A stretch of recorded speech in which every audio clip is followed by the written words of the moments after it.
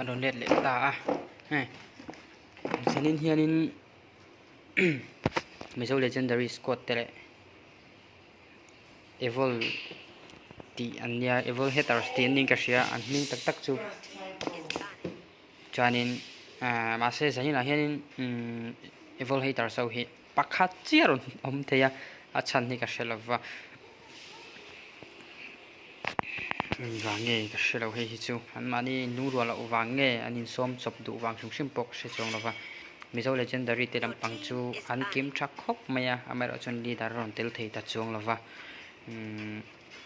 leader hi po kan te hi le tak chu te lo wangin an lo le thei ta lawa khani a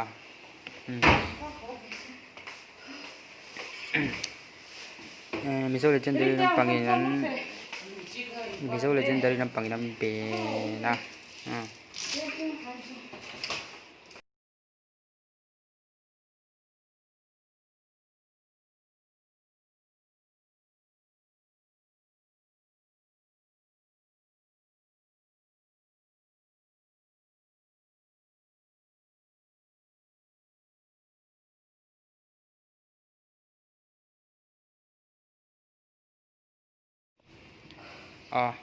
tuna mizo legendary lam pang 10 first pick am meya October girl zari ti te hi thi amania chuanin first pick a hanabi ram pick a chuan evil lam pangin Guson le Franco ram pick thunga FK Jones si FK leader ni chuan ding bata chuanin mizo legendary lam pang hianin MS kim ti tak khi ka selo se tu berge group a khani om nge churin noma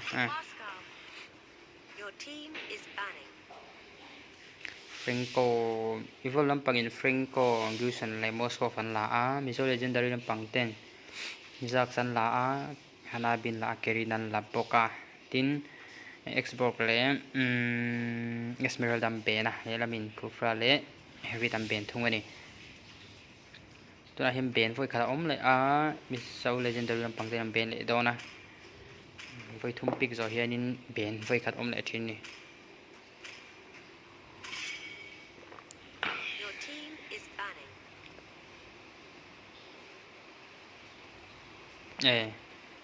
ole entro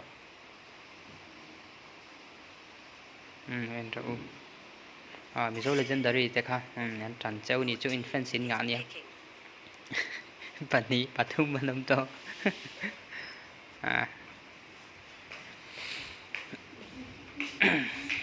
whenever in bena mizo legendary lam pang 10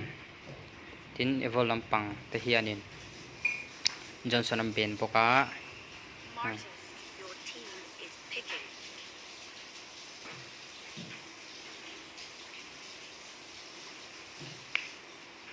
Ruby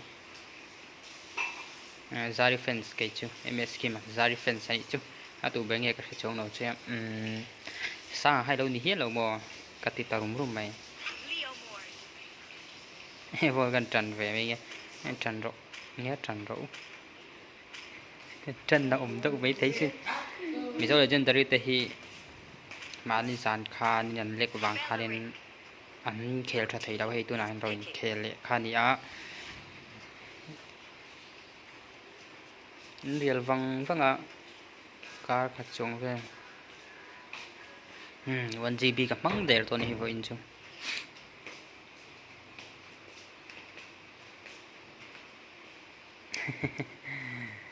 deep right level big ama te chi hi ma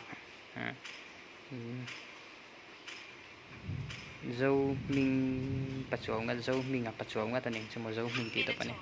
mình cho đây mình dâu legendary bằng te hi anh tinh chung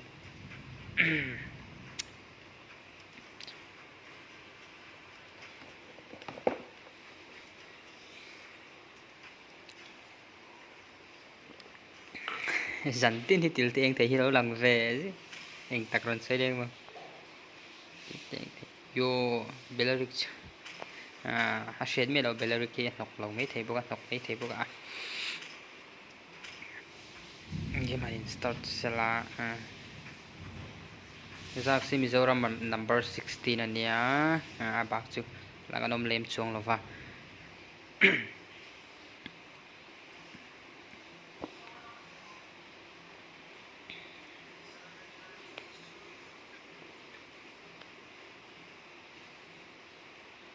cái chú kalung oi lo nghe tiếng đúng lỗ oi đâu ó nghe tiếng em thấy vắt lâu vì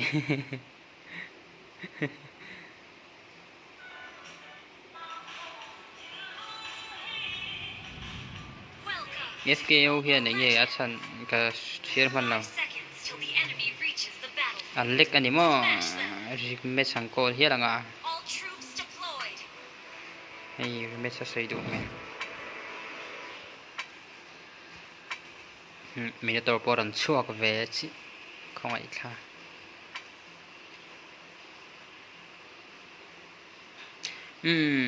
ome pani match ni leom match ni nghe match thu mà leom hay mình rồi hiện mà match sao leom nua là nè ha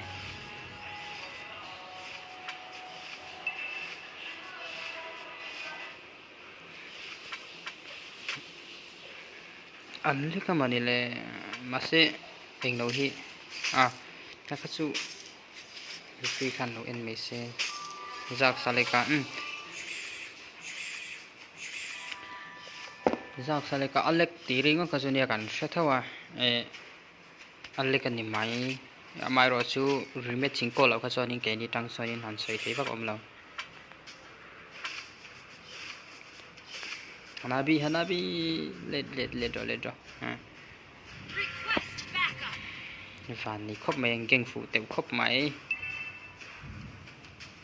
vô lắm bằng hôi số ăn chân là ông lâu về nó bạc hạt số squat kim mình rong khề là squat ăn đi tắt là chú hoàng cho nên để làm ăn cho nên ăn tí đi lâu nó sẽ nạp tăng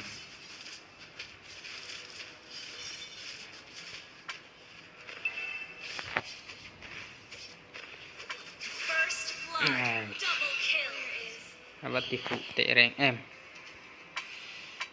anh thiết tiểu đun mẹ mà tôi xin nộp của vía bằng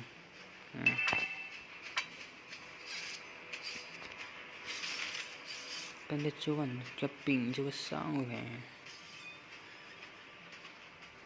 ở hành tì lạc lo hai cái chú anh đầu đòn chuột nó hâm mặc khóc mẹ huôi mà chắc sẽ bị đó huôi mà lại mà Martis skin này nal khóc mẹ hi Starlight skin khanin ka share rồi fight om lên ngày đó Leo chu kakak chu ne Leo ka chu ti omanga ti solve nya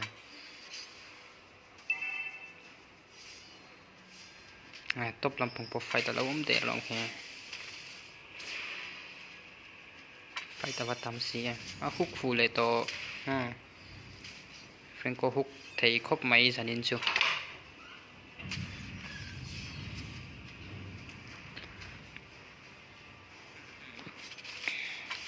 bot lampang po fight ta tam lu tu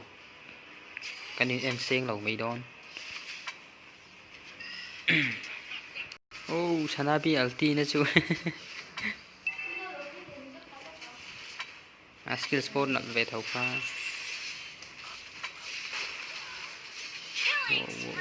Hanabi alti hapoi tani Hanabi fight tang ro kal su ile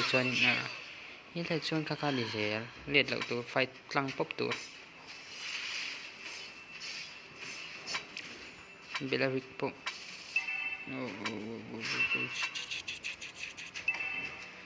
fight ta ko ni mo na mapo Moscow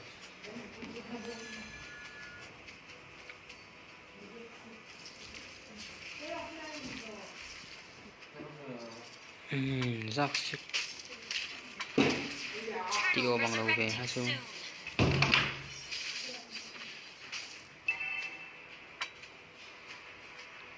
Missile Legendary làm bằng tiền bệt doกันđể trăng khát máy thế là mà cho nó fair lâu về thì nó evolve hậu tiền là na hay score tăng anh em nị anh trả trả khá lời thăng khom về thì hay fair lâu đó về bạc cái này dần đang ở trong phàn để tổ là bằng hay tiếng cái swing lốc sau box gì đâu à sân chơi fair lâu lượt tục cái đấy ngót thêm chứ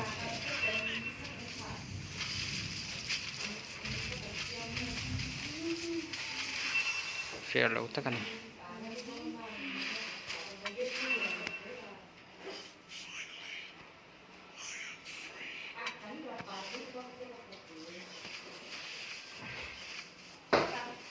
rematch chính call là wa chính khăn call ni ola cho anh minute thu maral to sia a call thei to box si dawa tang ani chana tang zel mai nyang chu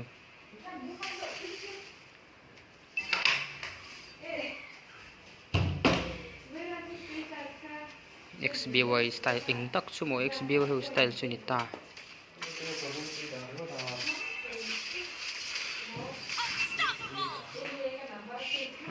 khe thale mai martis chu zanin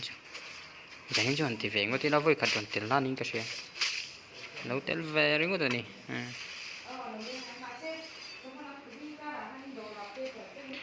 evol ho mo kan lo tia lo ni de lo no tel ve ringo to ni phakar khop ni dik che a chu zan dang a kan phal thoi sei lo khi chu kan rem ti thina zanin po kha ing ma sei lo om lawa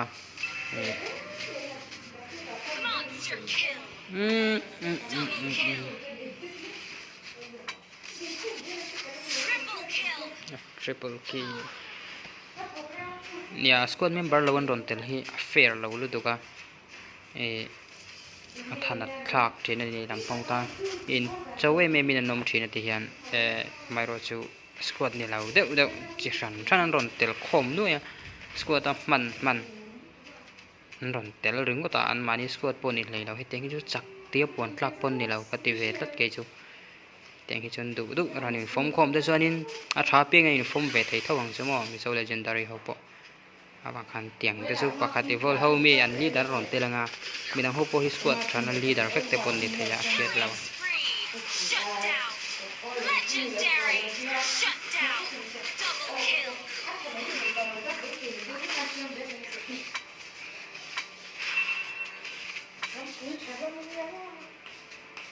oh tun phai chu thin va tam rem ve pakhat ve ven tam so ga ni kha ve ve tawar dai fluid ve ka ro ta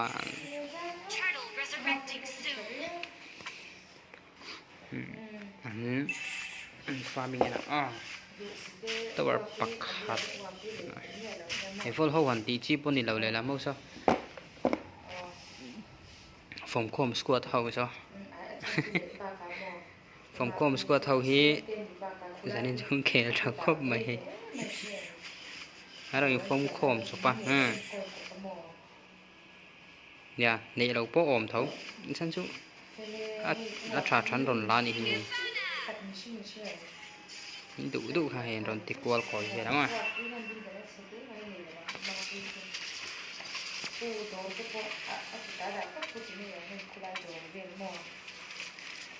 come on sẽ alti her phải đấy nha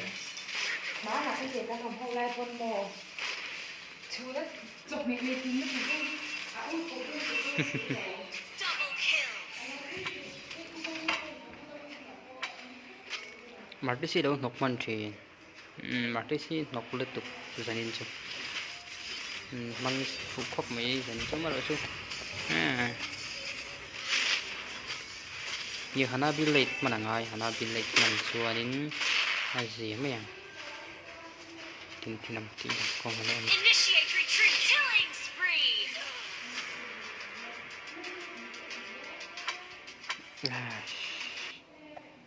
dar so le chan ve lo ri khianin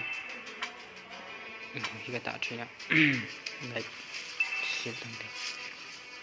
hook fu le tu creep phòng com squad thâu hi hei teng te eng squad ngem yang ko wa hong par ta chhuai mai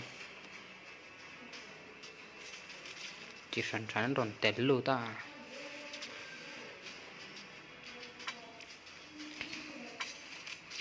khóc mày đi cái gì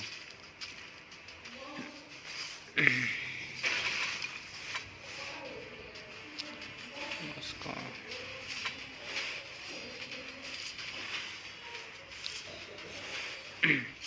Initiate retreat.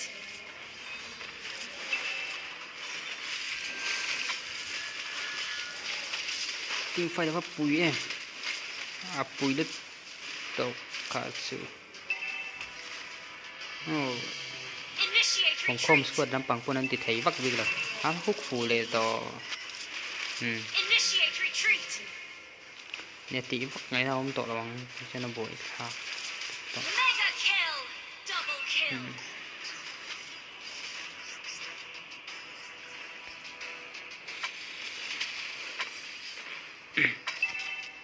đây là Isaac sau đây nó Request backup. come on Isaac defense thì chuan chance sau đây ông defense hard tổ đó mới được range lâu này lệ mình 3 minute hay alo Double kill. thì thấy video sẽ Triple kill. oh mini cái lâu sẽ mini kan hule do na mo kan tia game a hianin live game a shum shim hia Initiate retreat. service kan dem hulo in ka share service de ka share lawa min ne ke chu voi ni voi thum ve ka chu to in ka share service tak ke chu ni lo in ka share jan chu chak tu ran chiang ang khop mai from com score thau hi an ron ti tra khop mai he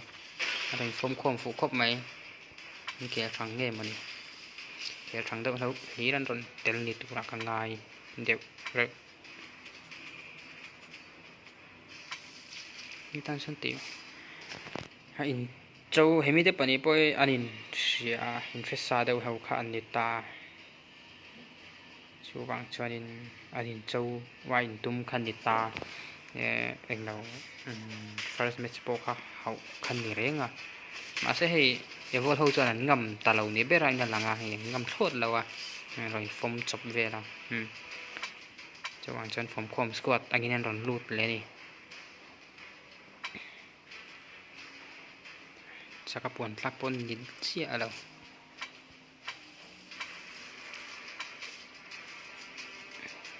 tỷ phú lâu về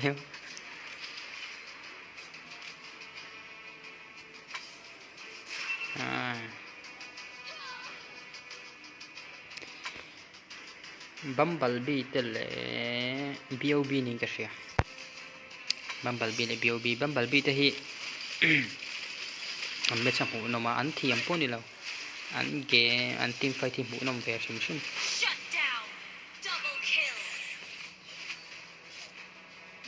team mo ni hena hu nom ve BOB le X generation ti khan nia ma se X generation te khan atlai lu tu em ai design chu kan man la wang ti wang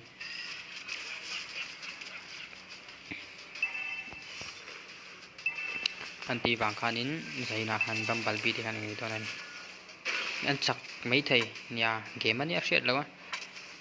ti swat pal về thầy thâu ania an chak lo thu thầy boka anh mấy thầy cái set chia lâu bio anh mấy thầy cái en chiang che big lâu cái po XBY tele Bumblebee ten đi so kan ichu last match si tu teng om ko ka shelo ke en le lo sang ka she mai big thino an ron book ka wang khanin kalau uji sar me mia chu wang chana ke turbo ka she chi chu no jang ke en no na ke en le te hianin som chop top je tengin di kalau study man chi chi đâu đâu from com squad thau chu an khel thang ani nge yang emo reng te lo sang to pon yang an team fight ta pui khop mai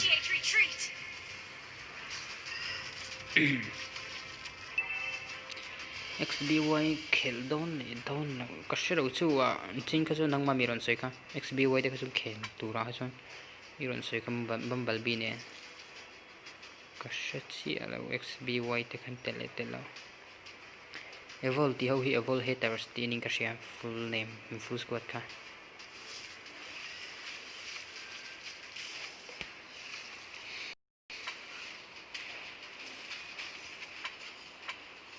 team fight lại đó. Come on.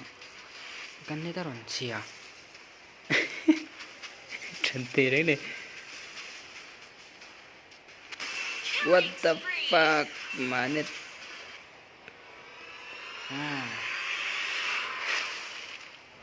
Ni taron sia tu ka ai ruak aron sur sa luan tu taron sia rom le.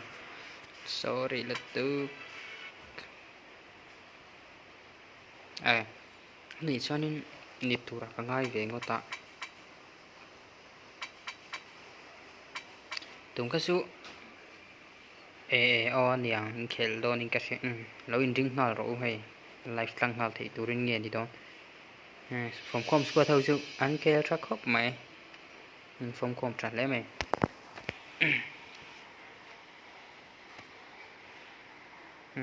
next a do en levek don dia next a dar song pakhata